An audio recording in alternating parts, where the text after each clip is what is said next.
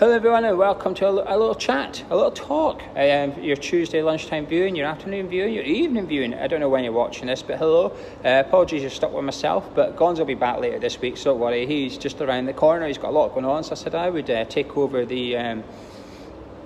He doesn't really given this a series, has he? It's not really got a title. But the title of this video, you can tell, is about the fact that West Ham United have banned away fans for selling their tickets. So I'm going to talk about the facts first, which is what's happened in the last week or so, because if you're not on social media, you may not be aware. Then I'm going to do a bit of opinions as to what I think should be done and why what they're doing is incorrect.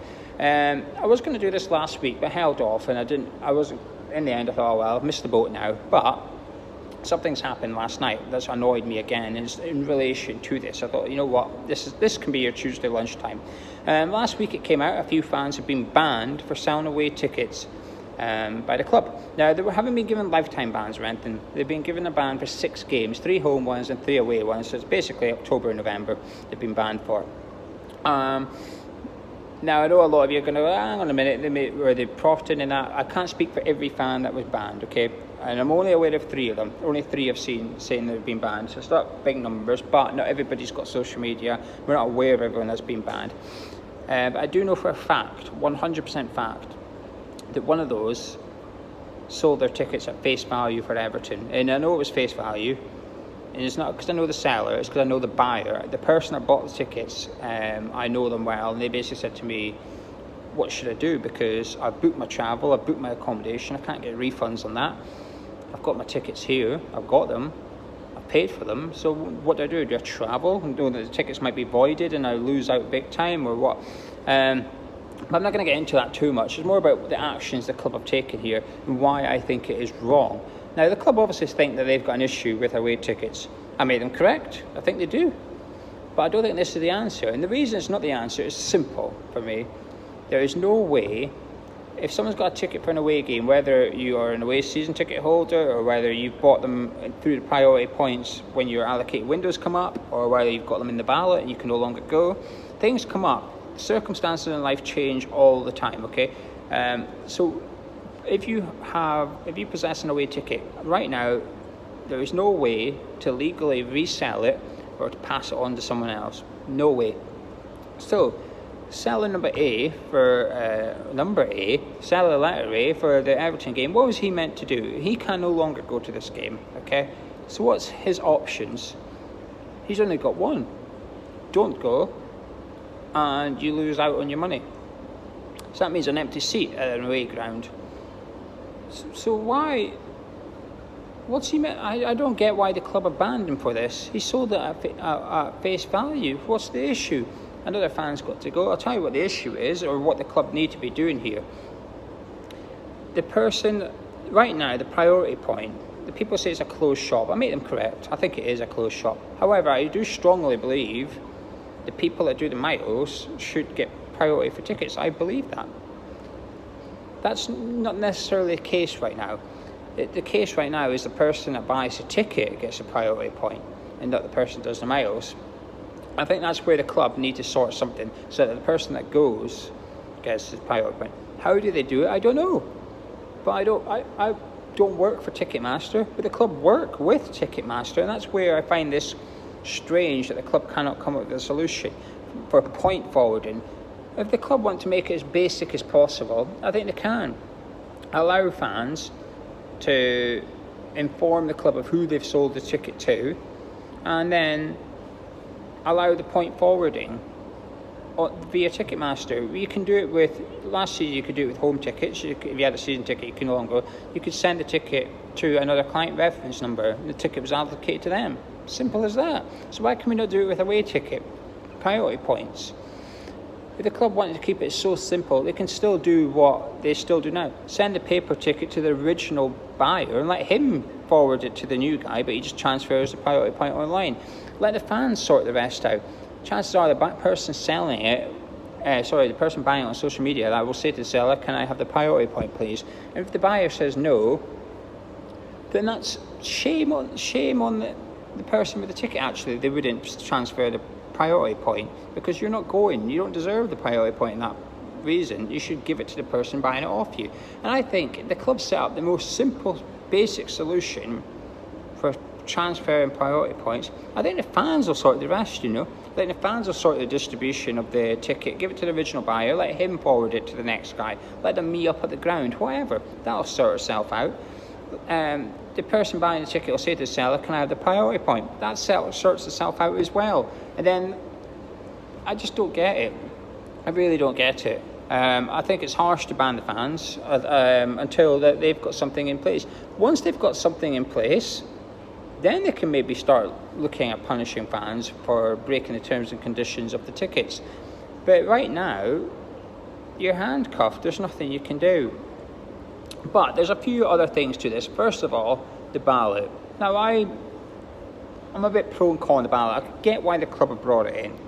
Okay, I used it for the Everton game. I got my ticket in a ballot, so I've used it before. Like I said, I do believe those that do the miles should get the points. But I'm not going to cut my nose off to spite my face. Just call me whatever you want, but I don't really care. I'm going to use a ballot to try and get tickets for away games that I can attend, because it's there. But what's the purpose of the ballot here? The purpose of the ballot is to allow those with not many priority points have an opportunity to go to an away games, right? But they're banning fans for selling tickets, which is allowing other fans who don't have many priority points to have the opportunity to go to an away game. So the ballot is doing the same thing that the seller is doing, right? Am I missing something? Maybe. I know there's the whole priority point thing then comes into play, if it's legal or not. But at the same time, the club get 30 quid. The fan with not many priority points gets to go to the game. It's the same thing, really, isn't it? Surely. Now, there's another couple of things here. One of them is our co-chairman, David Gold. Now, this is not a dig at David Gold, but David Gold, after the fans were getting banned, David Gold was retweeting fans looking to buy Everton away tickets last week. He was promoting what the club were banning fans for. Now, I don't think David Gold knows fans are being banned, okay? He knows about it now because he's got told about it on Twitter. But I think he was just genuinely trying to help fans get tickets to games and help fans sell tickets that they can't make.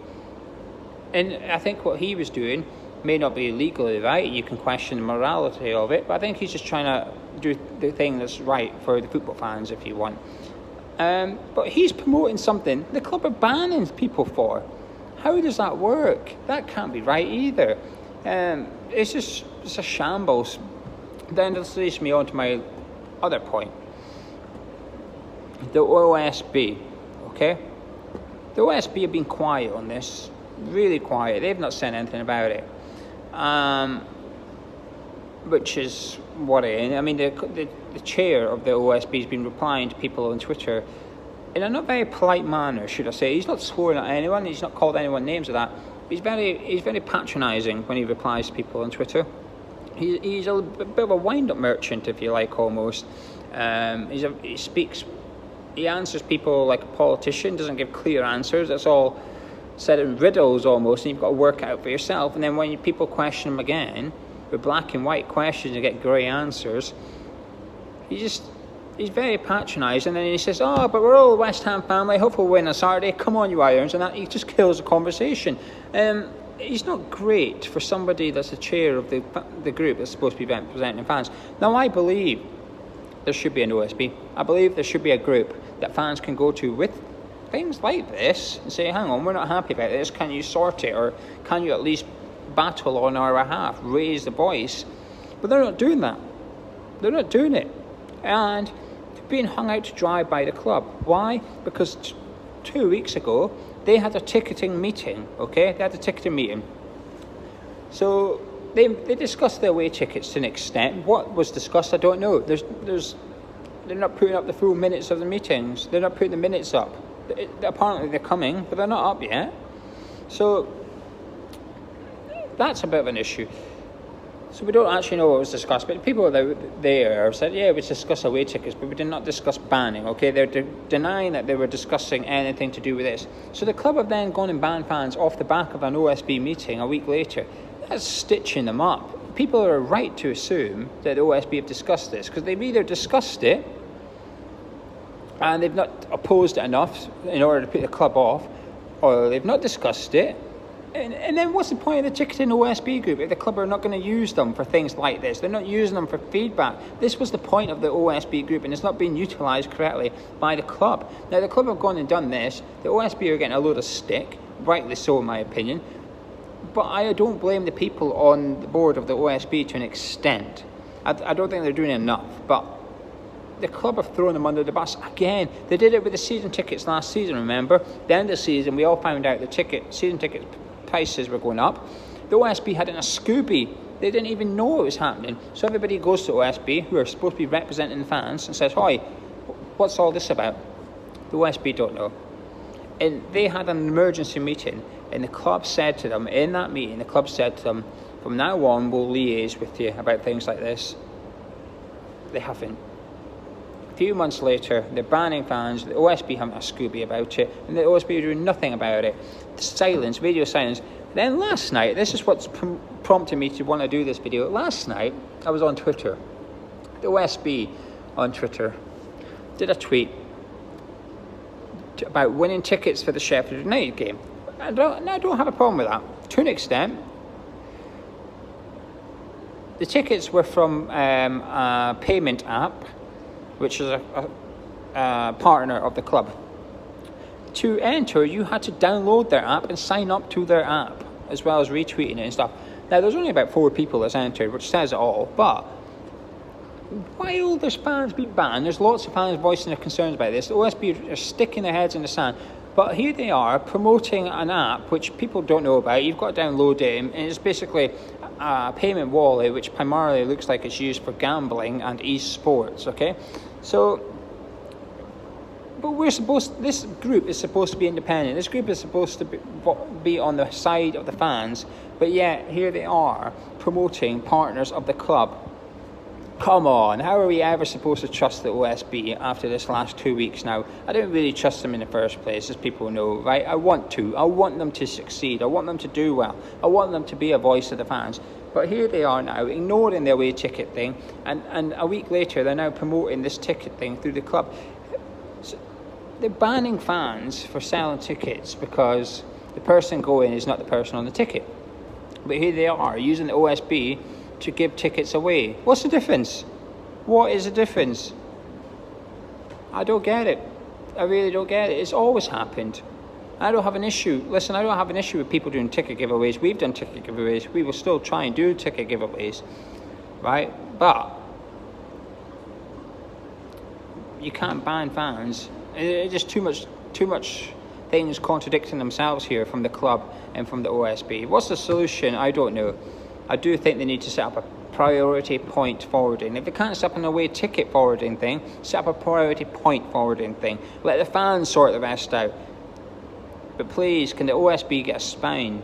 Stop banning fans for stuff, because it's got to be one rule for all here, and it's not, because Baz Cox on Twitter, I wasn't going to say this, but you know what, I don't care. Baz Cox on Twitter has been tagging David Gold, Canterbury in the club. And it takes a set of bollocks to do this, and fair play to Baz for this, because he's quoted them all, tweeted them all, saying, "Hello, I've sold my tickets for the Everton game for face value, because I can't go because of work. Ban me." He's not been banned. It doesn't make sense. The club have scored a big own goal here. The OSB have scored a big own goal, and it's disappointing. It's really disappointing. Anyway, this is supposed to be a 5-minute video on the lunchtime. Sorry, Gons, I've ruined your series. The comments are below if you wish to make a comment. I hope I've told you the story as much as possible. It's sort of off the cuff, this. But Gons will be back later this week. We'll be doing a cup of tea this week, hopefully, on the other channel, because I want to talk about the left back situation. I want to talk about that a little bit. We've also got our preview on Thursday night at the Sheffield United game, who looked damn good last night against Arsenal, didn't they? Anyway, drop a like on the video if you enjoyed it, subscribe if you're new around here, and I'll catch you in a bit. Thanks for joining us.